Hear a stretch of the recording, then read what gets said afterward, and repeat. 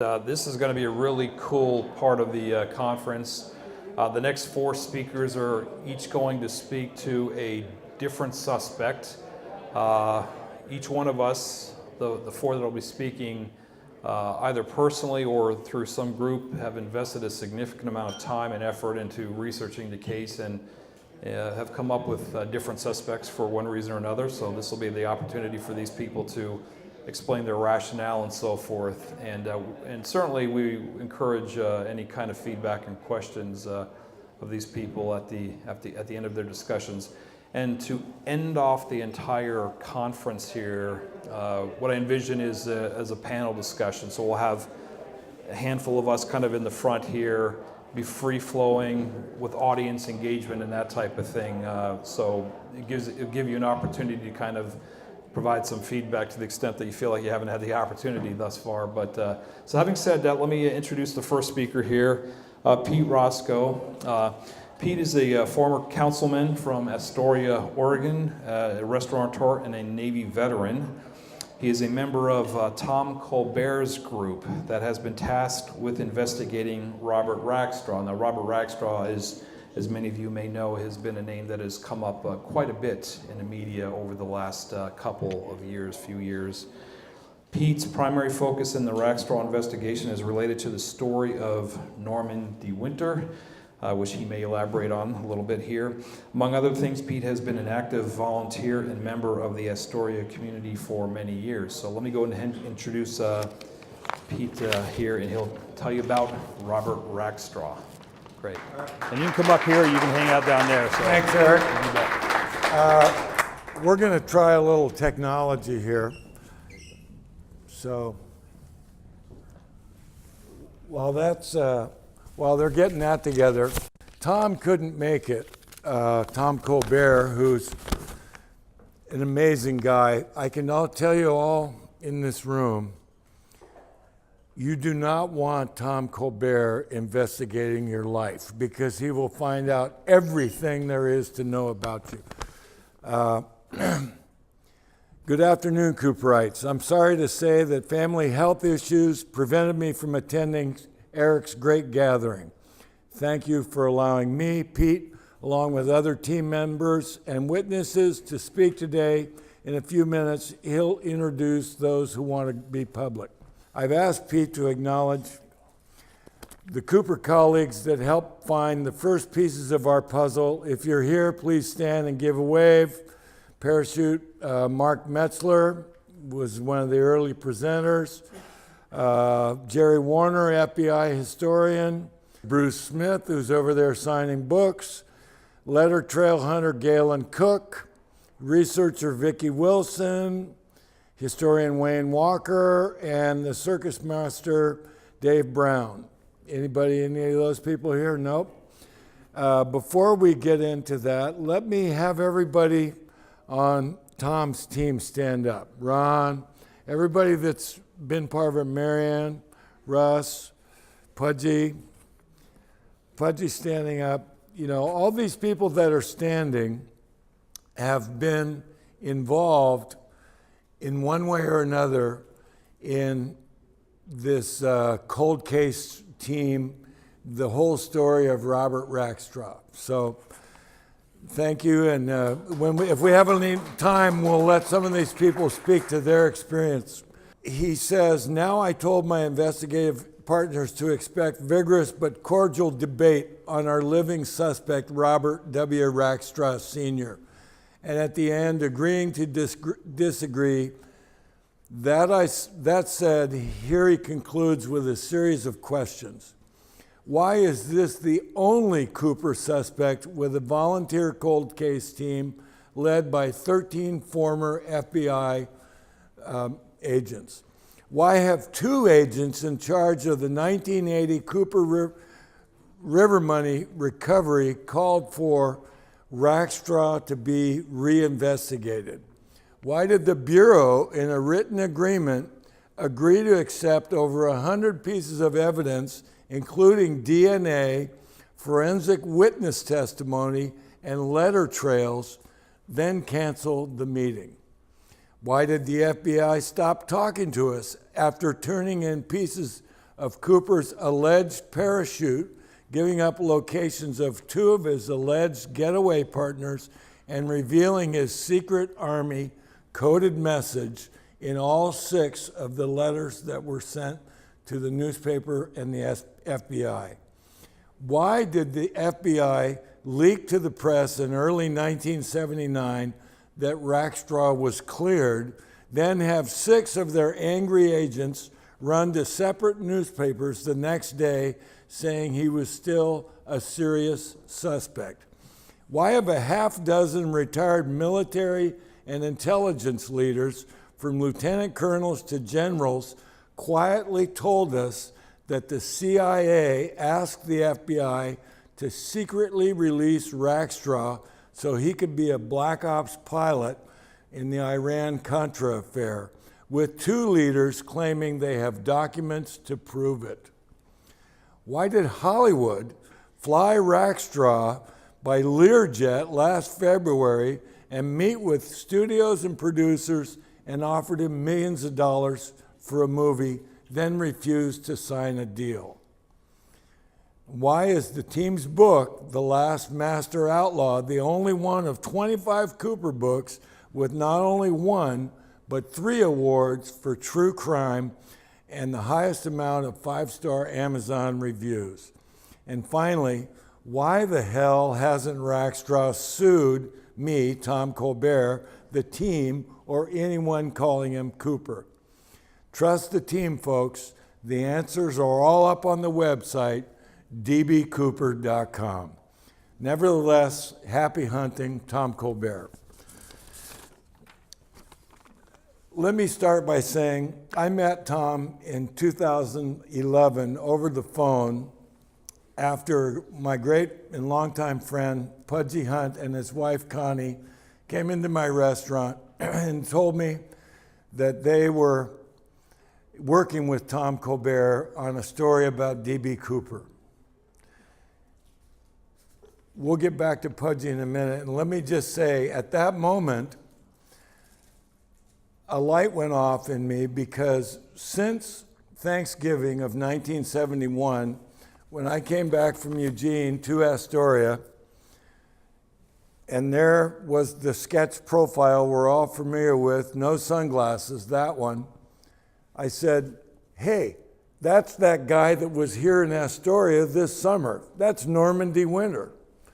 I was sitting in, I remember where I was sitting, in the now closed Columbia Tavern next to a guy named Larry Kobe. I said, that's him. That's that guy that was here this summer. So that's really what I want to talk to, and we'll overlay some of the Rackstraw stuff with the Norman D. Winter story. There is no question that there was a guy named Norman D. Winter in Astoria and Corvallis from July until the day before the hijacking in November of 1971. There are many theories about who D.B. Cooper may be, but there's an indisputable fact that there was this slippery con man lurking around in the Northwest for those months. And what's significant about this con man is he told everyone that he was a Swiss baron named Norman D. Winter. And he had repeated references to the fact that he had a plane out at the little Astoria airport.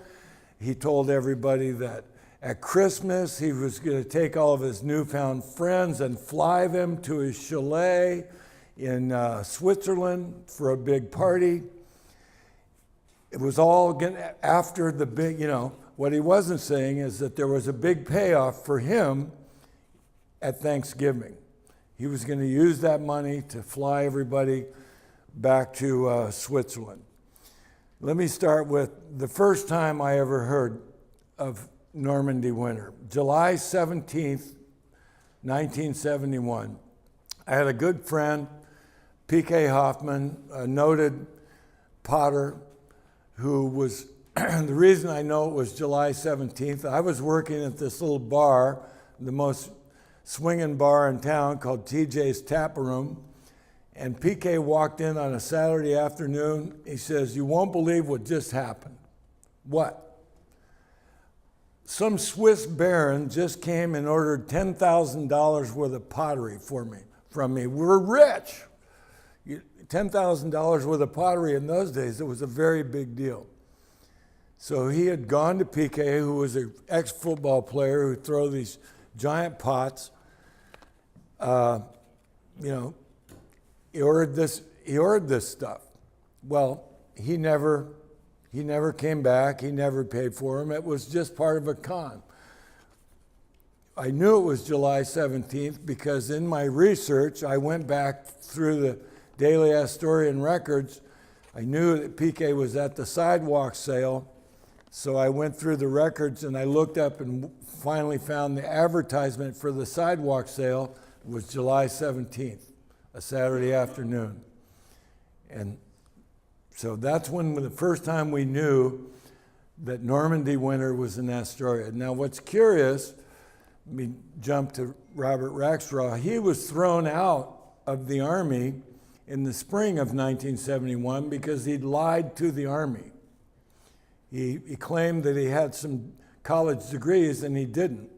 When they found out that he was lying, they threw him out. So he was very, very angry.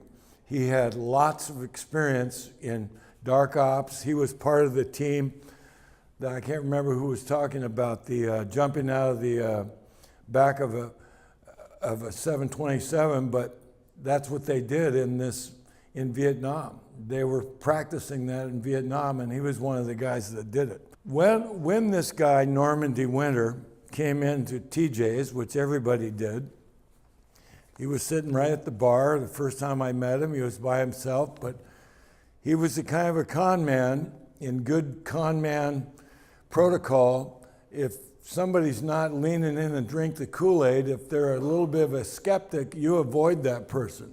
The people that really are buying in that you're a Swiss baron, you encourage them and you enfold them into your circle. Well, I was a little skeptical of the guy, so he kind of avoided me.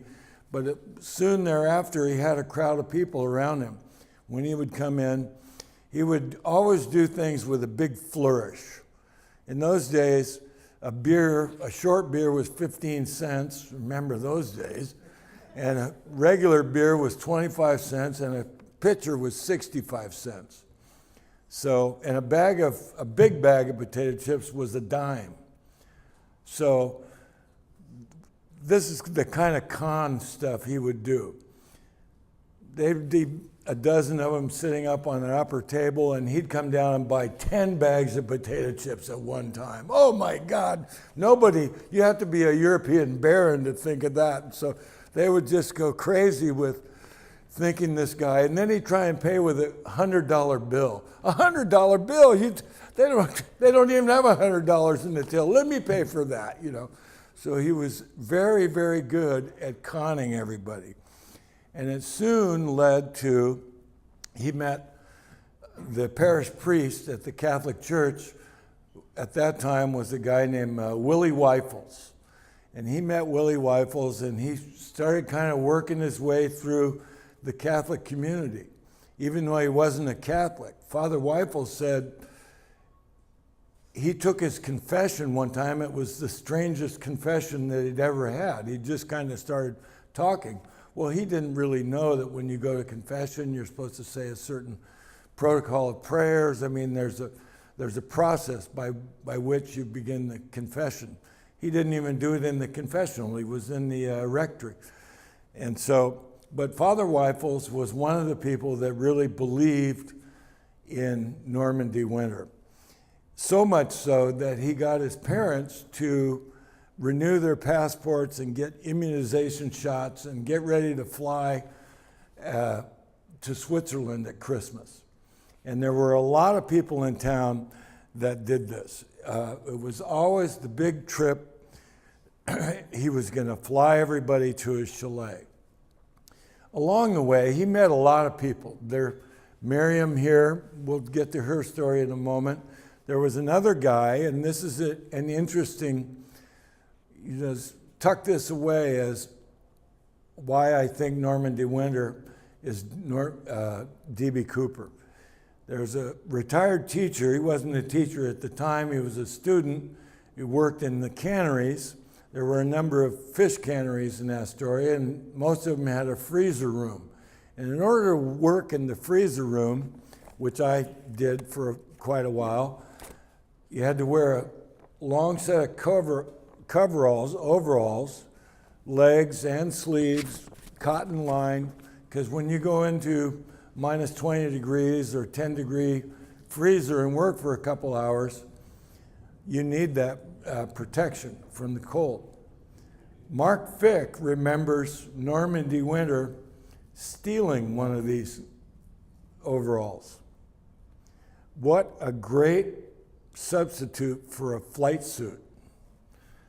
If you were going to hijack a plane and you didn't have a flight suit, if you had a pair of these freezer overalls rolled up and tucked into your briefcase or down the sleeve of your coat or anything, when you put it on and jumped out of that plane, you'd have a lot better chance of surviving. Miriam at this time, Miriam was Miriam Palmberg in those days, and she remembers well Norman coming to a party at her house. And at that party, there was somebody there who was working for the airlines who Norman went over and chatted this person up, and before you know it, that person was going to charter a jet to fly everybody to Switzerland. Well, it wasn't soon thereafter that this whole chartering the jet, and you'll see, here's a newspaper article from the spring of '72 that refers to some of this stuff. I don't know if you can read it all or not, but it was well known that Norman tried to order this jet through a travel agency, and they kind of denied him, and then this person at Miriam's party ordered the jet through her airline. One of the prominent citizens of the time then called the airlines. The airlines did their due diligence, did some research in Switzerland, couldn't come up with any Royal De Winters. The next day, Norman De Winter was gone from town. He disappeared. What he did in the middle of the night, he just up and left. What he did is he'd made friends with a young guy that worked at the cannery who was one of the Oregon State football players, Jim Mott. He showed up in Corvallis and said, "Hey, Jim, you remember me?" "Sure do." "Hi, Norman. Can I flop here for a while?" "Sure, come on in." So Norman ended up staying with Jim and his football guys in a house in Corvallis for a while. Let me do a sidebar. Why Corvallis? Why Astoria? First of all, both of those communities have really good airports that were built by the Navy Seabees. And they're relatively, you can kind of just fly in and out. It's not like they have a big tower and commercial flights all the time and everything. So Norman also told everybody that he personally had a plane at the Astoria airport. And most people that remember him saying that. So Robert Rackstraw was not in California. He had told his family he was up in Oregon with a small plane flying around looking at properties for a realtor. Now Tom is, being Tom, the kind of Tom he is, researched every realtor and could find nobody that remembers anybody flying a plane around looking for properties for a real estate company. But it was a great excuse for the people in California of where he was. It's just an alibi. It's just a bunch of lies. Just like everything that this Norman De Winter guy ever did was all a lie. It was just a cover. So anyway, he showed up at Jim Mott's house. He hung around for a few days or a few weeks or a month, almost a month. maybe longer. Sometimes he was there, sometimes he was gone. There were times when Robert Rackstraw was back in California, took his sister and her kids to Disneyland. Shortly after that actual time, Norman De Winter showed up in Ashland and hooked up with a guy from Astoria named Al Anka that was a teacher then, and said, yeah, I'm just coming back from California, I'm going up to Corvallis. And he stayed on his couch for a couple days. Left, ended up at Jim Mott's house.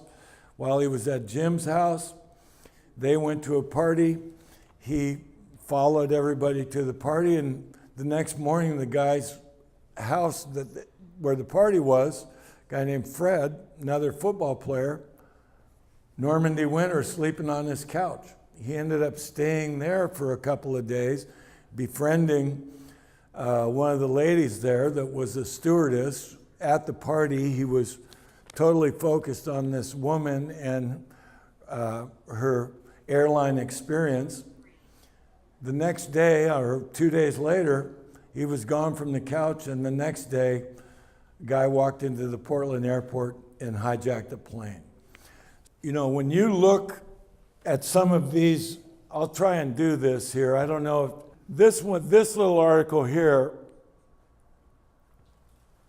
talks about where is the German Baron, you know, and it talks about how he inculcated himself into the whole Astoria community. This came out in the spring of, this thing's not there.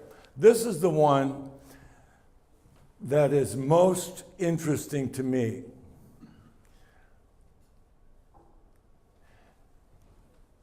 I don't know if I've got a pointer on there, but this paragraph talks about another man reported that the Baron stopped into an Astoria electronics firm several times inquiring about expensive radio gear that he wanted to purchase for an expedition to Canada.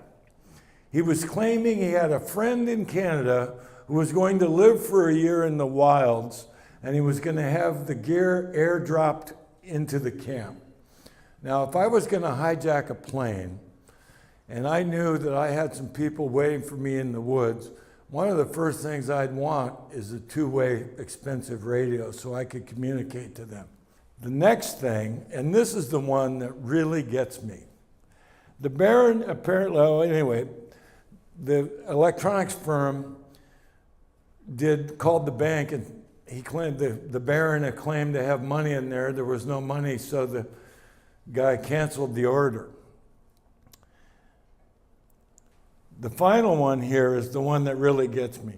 The report goes that the Baron claimed to be from a wealthy family in Switzerland. He said he was a scientist and had an underground research lab in Switzerland where they were developing a small suitcase-sized heating system with unlimited power. Does anybody remember how Norman De Winter hijacked the plane? He used a small suitcase-sized heating system with unlimited power. He had a briefcase that looked like it had 2 pieces of dynamite in it. He said, if you don't give me my money, I'm going to blow this plane up. I mean, you just can't make this stuff up. There are just so many similarities. Why would, think about this. You're going to hijack a plane. Are you going to show up 2 days before and just kind of randomly do it? You've been thinking about it. Or are you going to be, if you're an dark cover, high altitude, low, all the things that Rackstraw was from the Army. He was totally trained in psyops, as they call it, how to con people. You're not going to you're going to do reconnaissance. You're going to look your entire area over before you pull this exploit that's never happened before. You're not just going to show up a couple of days ahead of time. You're going to be lurking around. And people have questioned, why would he try to be this guy that he's not? Well, because if he was himself and he was seen in the area, everybody would know he's there. But if he's claiming to be this other outrageous person that is totally polar opposite of who he actually is, maybe he's giving himself an alibi. The other thing, and let me emphasize that here are some letters that Norman de Winter wrote.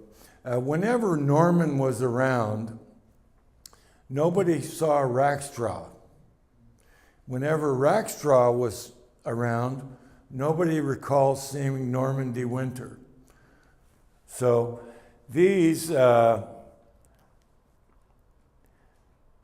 at that elaborate writing. That is so fake. I mean, it's just, nobody writes like that. It's way too fake. It's the way you might think somebody would write if they were a Swiss baron. Here are, on the left, the yellow, are some actual letters that Robert Rackstraw wrote while he was in jail. Wrote them to his attorney. On the right are letters that Norman de Winter wrote, and these are professional handwriting analysis done by Tom's cold case team that show the similarities between the handwriting.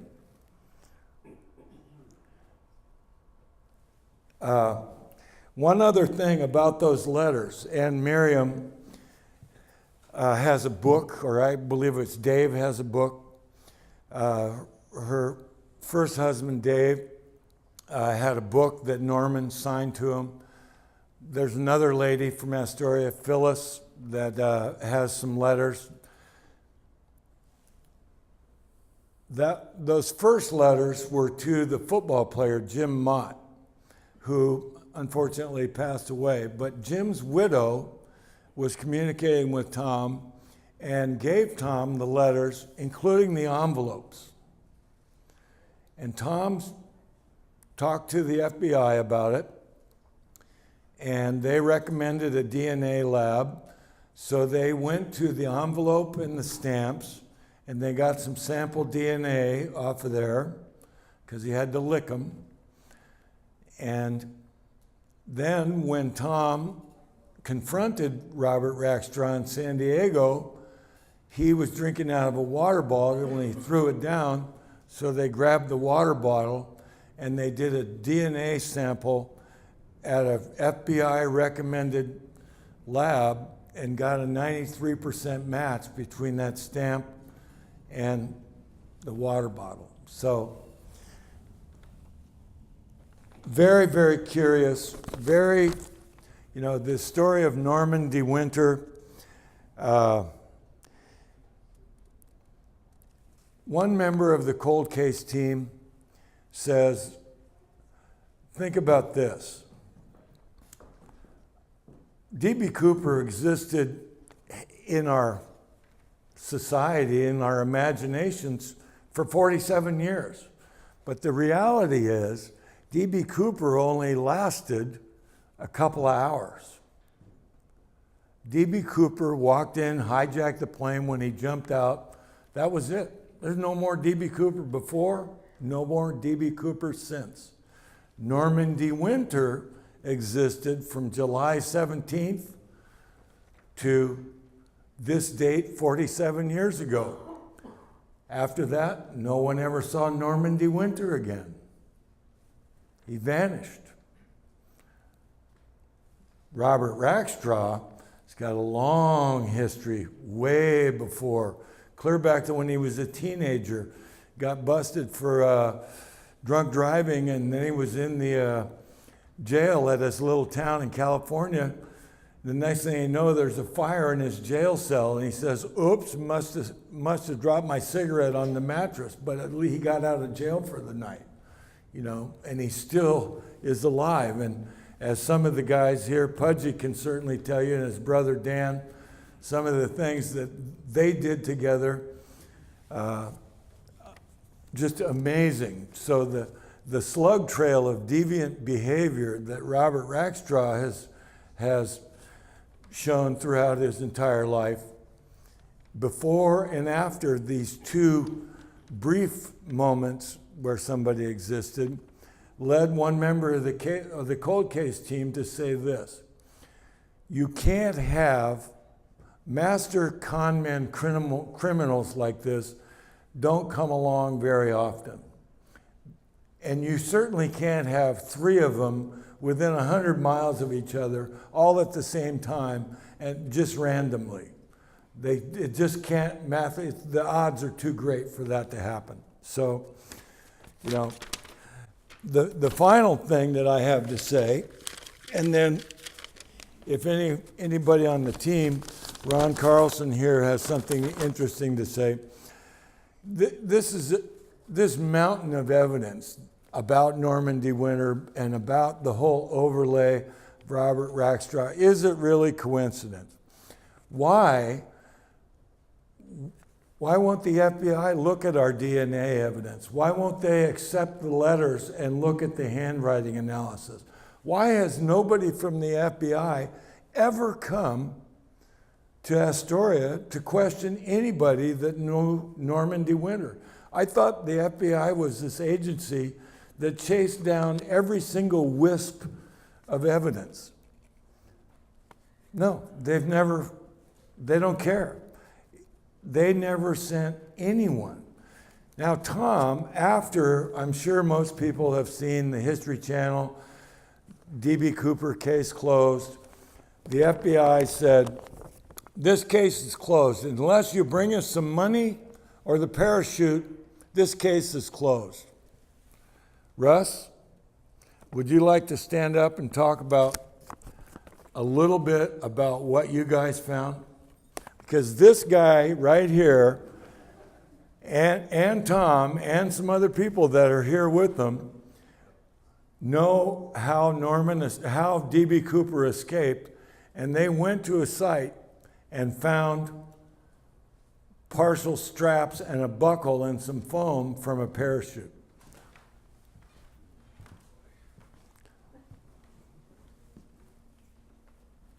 Thank you. I'll try to make it short. I'm a private pilot.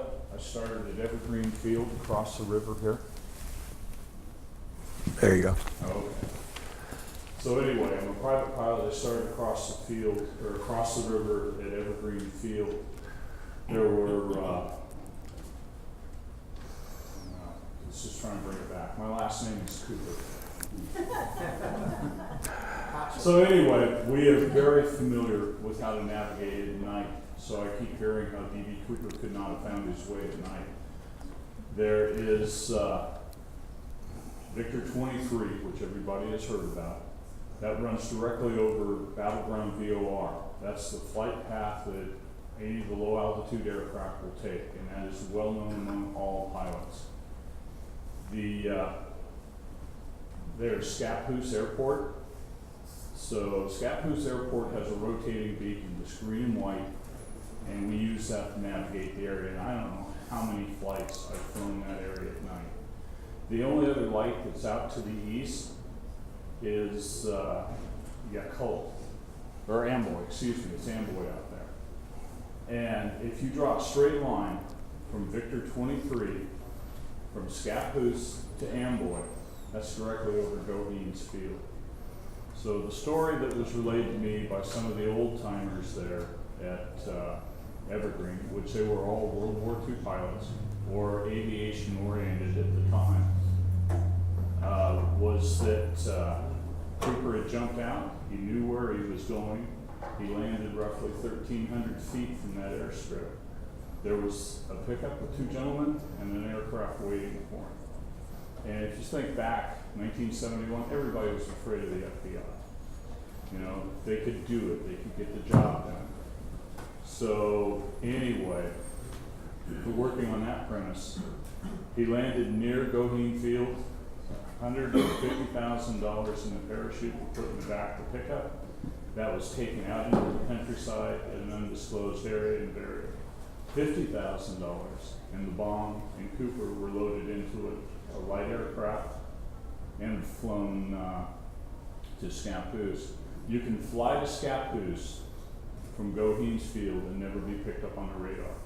There's the Lewis River runs down through there, and Lake River runs up to Vancouver Lake.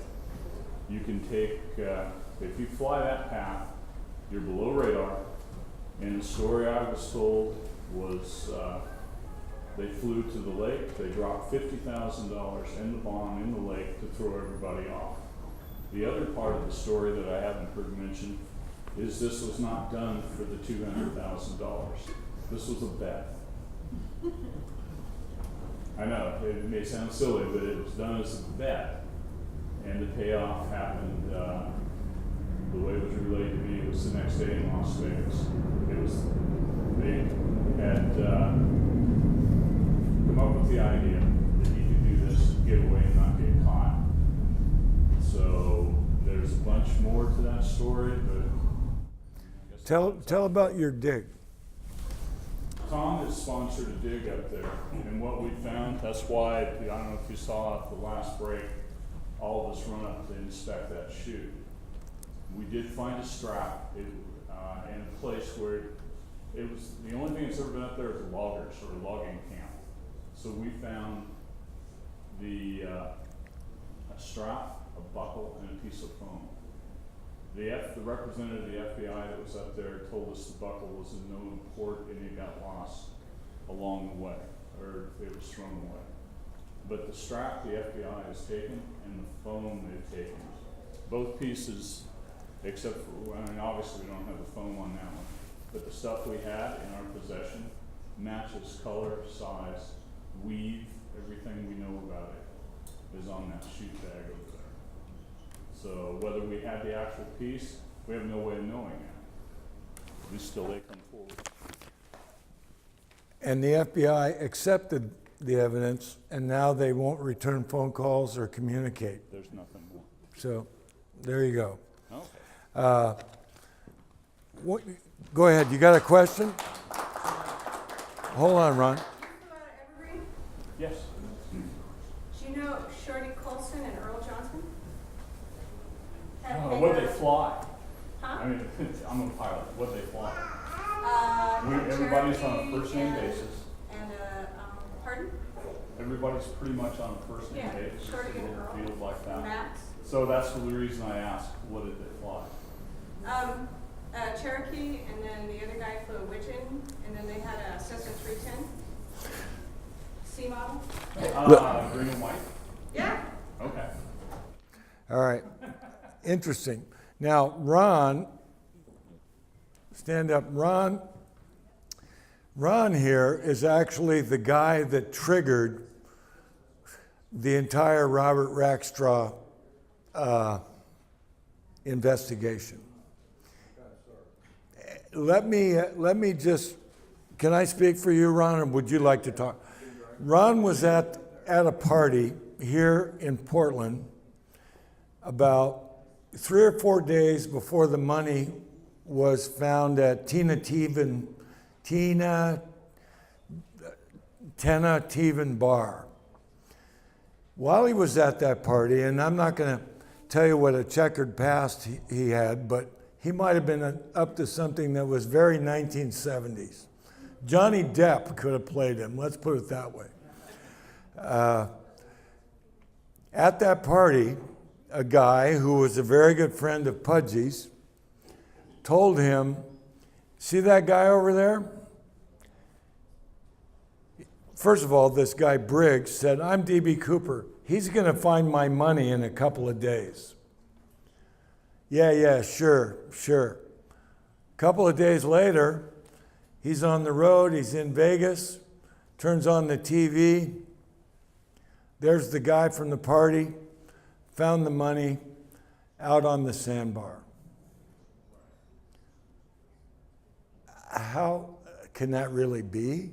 How could a guy know he was going to find D.B. Cooper's money a couple of days before the money was found, unless it was planted? There are lots of references and rationales about why that money would be planted. Number one among them would be Robert Rackstraw was in custody at the time, being investigated for being D.B. Cooper. Pudgy, the guy that told Ron and Pudgy's friend that he was D.B. Cooper, nobody believed that. But that guy and Rackstraw used to work for Pudgy, and they became friends and running mates. Is that right, Pudgy? And Pudgy's brother Dan can tell you many stories about what kind of chutzpah Robert Rackstraw had. He had no qualms about doing anything illegal. Didn't one time he take a car and run it into the front of a gun store? Is that right, Dan? Oh, yeah. So anyway, I mean, this guy, Robert Rackstraw, read the book, The Last Master Outlaw. Go on dbcooper.com. I think I'm running out of time. Any questions? No questions. Nobody wants to know about Normandy Winter. All right, well, thank you very much. Thank you, Pete.